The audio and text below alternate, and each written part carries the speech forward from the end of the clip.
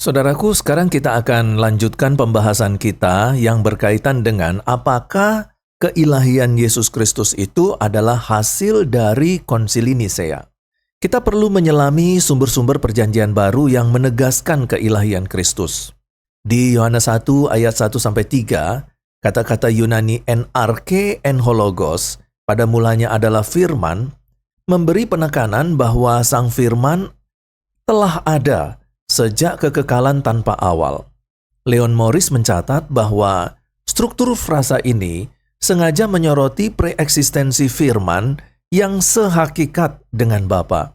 Selanjutnya dalam Kolose 2 ayat 9, Paulus menegaskan, karena dalam Dia berdiam secara jasmania seluruh kepenuhan kealahan, di mana frasa berdiam secara jasmani, somati katoikesai, mengandung implikasi bahwa tidak ada bagian dari kealahan yang tertutup atau tersembunyi, sehingga Yesus seutuhnya memanifestasikan keilahiannya sekaligus kemanusiaannya.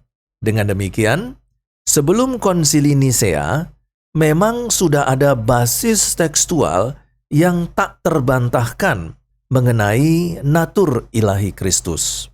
Intinya begini, saudaraku.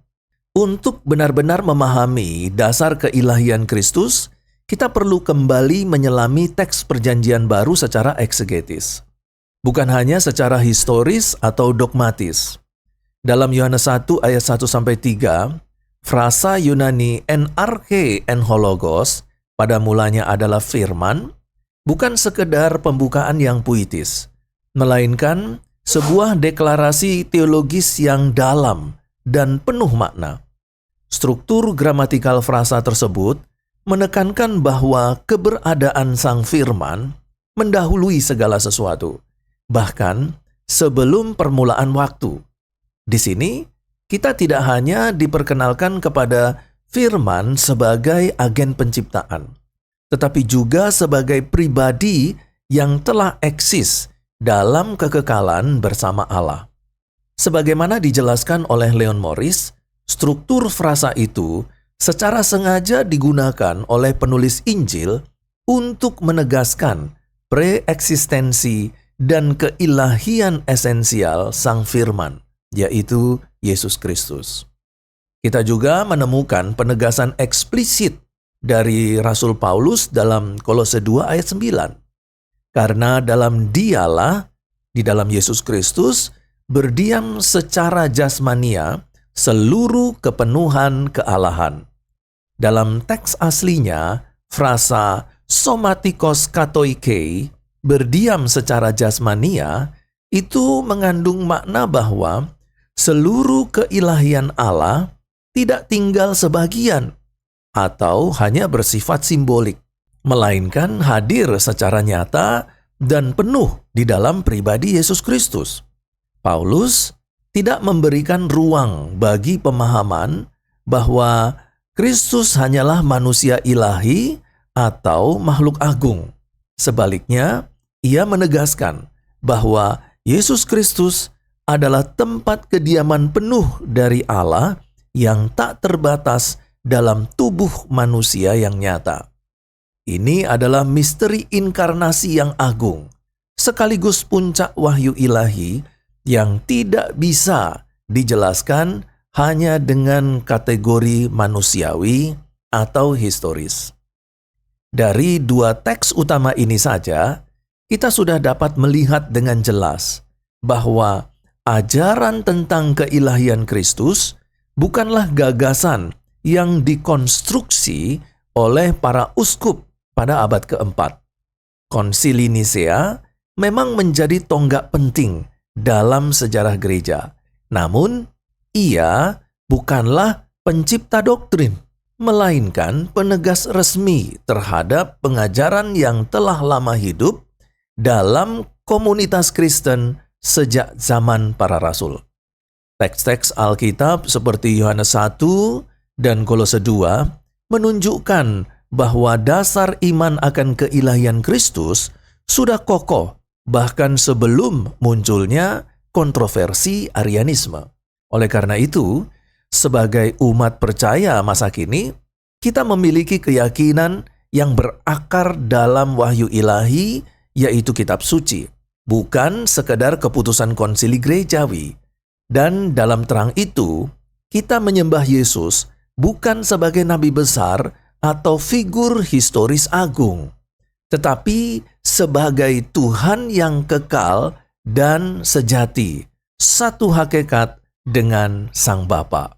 Selain tulisan Paulus dan Yohanes, kitab Ibrani turut membangun argumen bahwa anak itu, yaitu Yesus Kristus, setara dengan Bapa dalam status ilahi. Ibrani 1 ayat 3 menyatakan bahwa Ia, yaitu Yesus Kristus, adalah cahaya kemuliaan Allah dan gambaran wujud Allah.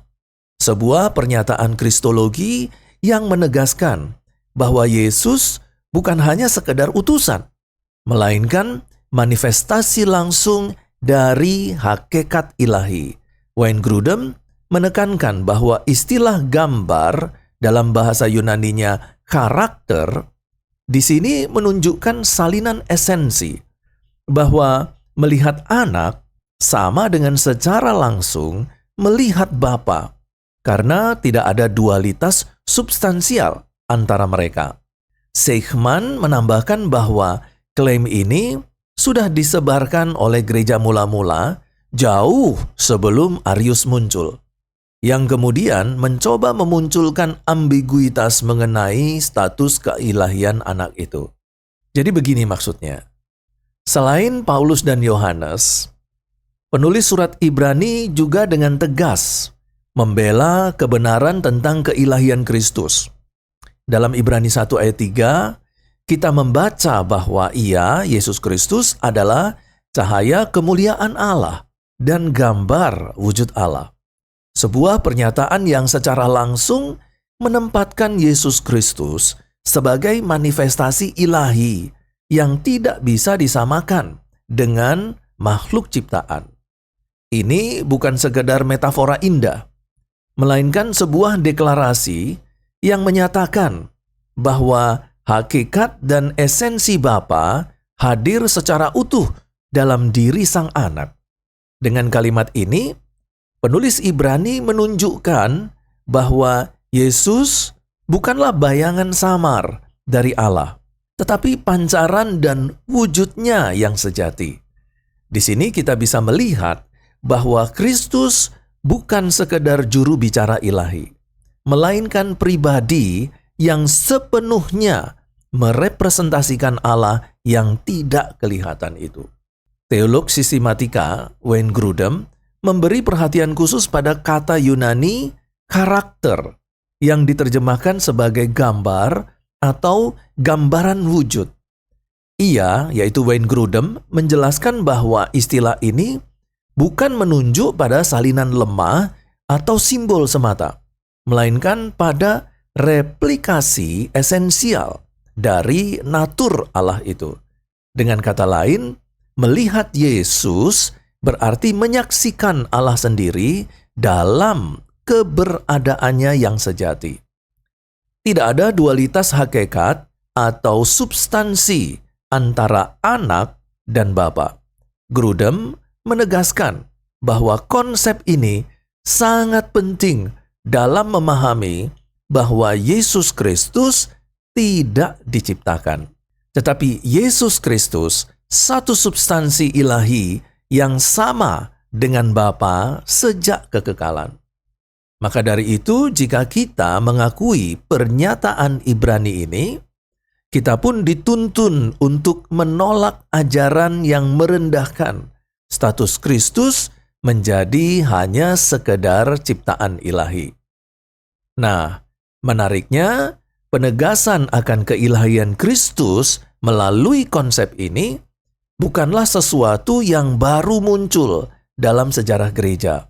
Menurut Seichmann, doktrin ini telah diyakini dan disebarkan secara luas oleh komunitas Kristen abad pertama, sebelum kontroversi Arianisme meledak pada abad yang keempat. Arius mencoba memperkenalkan ambiguitas teologi yang mempertanyakan apakah anak sungguh-sungguh kekal dan sehakikat dengan Bapa.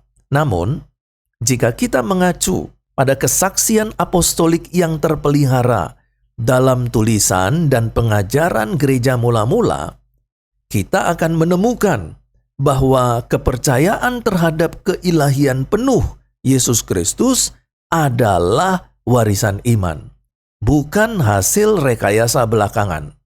Oleh sebab itu, sanggahan terhadap Arius bukan hanya argumentasi akademik, tetapi upaya mempertahankan Injil yang sejak semula sudah diimani oleh Gereja Kristus.